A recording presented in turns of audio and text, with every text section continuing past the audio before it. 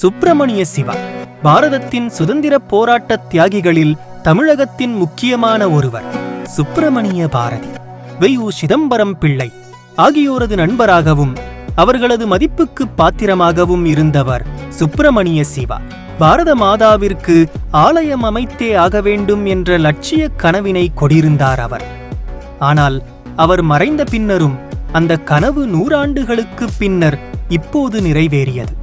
சுதந்திர போராட்டத்தோடு சேர்த்து சென்னை, கொல்கத்தா, தூத்துக்குடி, திருநெல்வேலி போன்ற பகுதிகளுக்குச் சென்று தொழிலாளர் போராட்டங்களை நடத்தி ஆங்கில அரசுக்கு நெருக்கடி கொடுத்தார் சிவா.